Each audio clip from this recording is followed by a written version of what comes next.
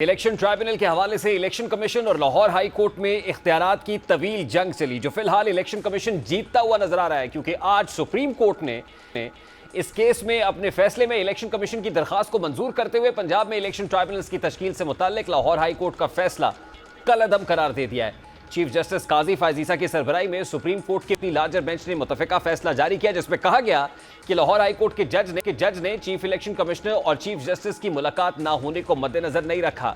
अगर मुलाकात ना होना मद्देनजर रखते तो ऐसा फैसला ना किया जाता। अदालती फैसले में कहा गया कि तनाज़ा जब आईनी अदारे से मुताल्लिक हो तो मोहतात रवैया अपनाना चाहिए। लाहौर हाई कोर्ट का फैसला बतौर अदालती नज़ीर किसी फोरम पर पेश नहीं किया जा सकता। अब केस का पस मंजर देखें तो इलेक्शन कमीशन ने लाहौर हाई कोर्ट के जस्टिस शाहिद करीम के फैसले के खिलाफ अपील दायर की थी। हाई कोर्ट ने 8 इलेक्शन ट्राइब्यूनल्स तश्कील देने का फैसला दिया था, जिस पर इलेक्शन कमीशन ने अपनी दरखास्त में मौक़िफ़ अपनाया था कि इलेक्शन ट्राइब्यूनल्स की तश्कील इलेक्शन कमीशन का इख्तियार है। लाहौर हाई कोर्ट का ट्राइब्यूनल्स की तश्कील का फैसला कानून के खिलाफ है। बहरहाल सुप्रीम कोर्ट ने तो इलेक्शन कमीशन और लाहौर हाई कोर्ट को आपस में मशवरे के साथ इलेक्शन ट्राइब्यूनल्स तश्कील देने का कहा था, लेकिन दोनों आईनी इदारों में इतफाक नहीं हो सका था, क्योंकि इलेक्शन कमीशन इस बात पर इसरार करता रहा कि इलेक्शन ट्राइब्यूनल्स बनाना उसका आईनी और कानूनी हक है। इलेक्शन कमीशन का मौक़िफ़ था कि आइन ने जो इख्तियारात उन्हें दिए हैं वो वही इस्तेमाल करेगा, किसी और को इस्तेमाल करने की इजाज़त नहीं दी जा सकती। अब अगर हम आइन को देखें तो आर्टिकल 219 में वाज़े लिखा हुआ है कि इंतखाबात के बाद इंतखाबी उज़रदारियों के लिए इलेक्शन ट्राइब्यूनल्स बनाने का इख्तियार इलेक्शन कमीशन के पास होगा। आइन में दिए गए इख्तियारात को इस्तेमाल करने के लिए कवानीन बनाए जाते हैं, लेकिन ये भी एक अटल उसूल है कि कवानीन आइन से मुतसादिम नहीं बनाए जा सकते। अगर कोई इख्तियार आइन ने किसी को दिया है तो आइनी तरमीम के बगैर ये इख्तियार उससे वापस नहीं लिया जा सकता, यानी कवानीन को आइन के ताबे रखा गया है। अब इसके अलावा इलेक्शन एक्ट में इलेक्शन ट्राइब्यूनल बनाने के तरीक़ाकार की मज़ीद वजाहत भी की गई है। इलेक्शन एक्ट के आर्टिकल 140 में वाज़े किया गया है कि तमाम इलेक्शन ट्राइब्यूनल्स बनाने का इख्तियार इलेक्शन कमीशन के। इलेक्शन कमीशन हाई कोर्ट के किसी सर्विंग जज को इलेक्शन ट्राइब्यूनल में तैनात करेगा और मुतल्लिका हाई कोर्ट के चीफ जस्टिस से मुशावरत करेगा, लेकिन तैनाती का हतमी इख्तियार इलेक्शन कमीशन को ही दिया गया है। कानूनी माहिरीन के मुताबिक ऐसा नहीं है कि अगर हाई कोर्ट का हाजिर सर्विस जज इलेक्शन ट्राइब्यूनल में तैनात किया जाएगा तो इसकी तैनाती का इख्तियार चीफ जस्टिस हाई कोर्ट के पास होगा। आइन में मुशावरत का कहा गया है, लेकिन यह नहीं लिखा गया कि मुशावरत में इत्तफाक राय ज़रूरी है, क्योंकि आइन में आखिरी इख्तियार इलेक्शन कमीशन को दिया गया है। इसीलिए इलेक्शन एक्ट भी आइन के मुताबिक ही बनाया गया है। यहाँ रिटायर्ड जजेस को भी लगाने का इख्तियार इलेक्शन कमीशन के पास है। अब सुप्रीम कोर्ट के इस फैसले के बाद जाहिर है हुकूमत को फ़ायदा पहुंचा है, क्योंकि पीटीआई तो पहले ही ये इल्ज़ाम हुकूमत और इलेक्शन कमीशन पर लगा रही है कि वो इलेक्शन ट्राइब्यूनल्स बदनीयती दिखा रहे हैं ताकि हल्के ना खुल सके। शुएब शाहीन सुप्रीम कोर्ट के फैसले के बाद अपने रद्दअमल में कहते हैं कि ट्राइब्यूनल्स और इलेक्शन कमीशन फ्रॉड और करप्ट प्रैक्टिसेस में मुलव्वस है। इलेक्शन कमीशन जो कि फ्रॉड में मुलव्वस है, करप्ट प्रैक्टिसेस में मुलव्वस है, उनकी चॉइस के हैंड पिक्ड रिटायर्ड जजेस को लगाया जाएगा, वो कोई इंसाफ नहीं करेंगे। इस पे बड़ा अफसोस का इजहार किया है और इसके अलावा इनके खिलाफ हम इंशाअल्लाह ताला रिव्यू में जाएंगे और उसका फैसला बिल आखिर रिव्यू में होगा। ऐसी पोजीशन हो गई है जो कि ना कानून ना आइन में उसकी गुंजाइश नजर आती है, यानी कि एक 3 मेंबर बेंच ने कॉन्स्टिट्यूट करना है, एक जज साहब नहीं बैठ रहे तो क्या 2 मेंबर्स बैठ के फैसले कर सकते हैं या नहीं। ये एक बड़ा आइनी बुरहान है, आइनी सवाल है और उसके लिए पूरे सुप्रीम कोर्ट को बैठ के फैसला करना है कि क्या आगे रद्द-ए-अमल करना है या कोई नया ऑर्डिनेंस के आने की ज़रूरत है।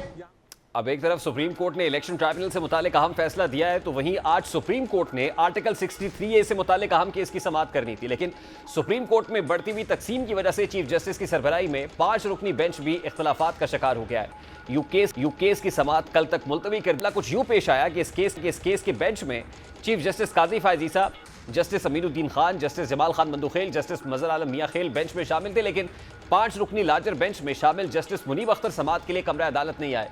जस्टिस मुनीब अख्तर ने अपने ना आने की वजह रजिस्ट्रार सुप्रीम कोर्ट को खत तहरीर करके बताई।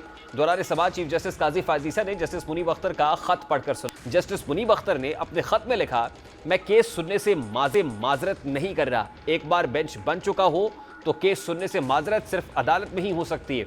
जस्टिस मुनीब अख्तर ने लिखा कि प्रैक्टिस एंड प्रोसीजर कमेटी ने बेंच तश्कील दिया है, कमेटी की तश्कील करदा बेंच का हिस्सा नहीं बन सकता। बेंच में बैठने से इनकार नहीं कर रहा, बेंच में शामिल ना होने का गलत मतलब ना लिया जाए। मेरे खत को नजरसानी केस रिकॉर्ड का हिस्सा बनाया जाए, जिस पर एडिशनल अटॉर्नी जनरल ने सुप्रीम कोर्ट से इस्तदा की कि बेंच कल दोबारा बैठे।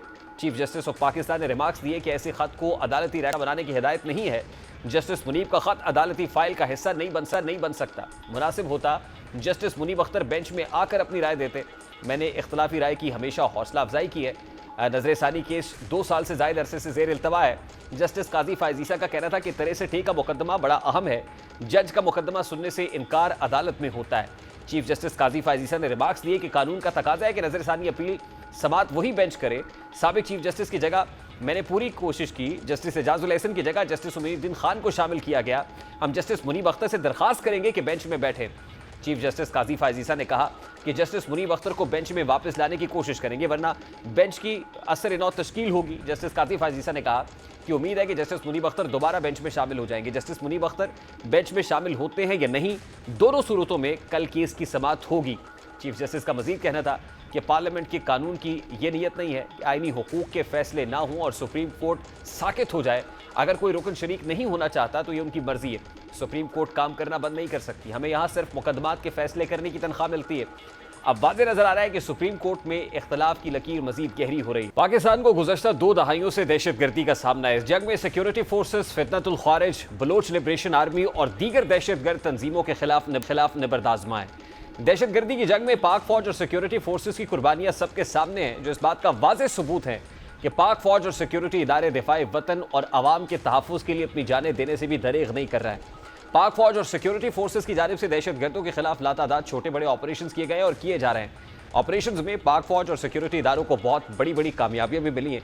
इन ऑपरेशंस में दहशतगर्दों की बड़ी तादाद में जहन्नुम वासिल करना और अक्सर को गिरफ्तार किया जाना।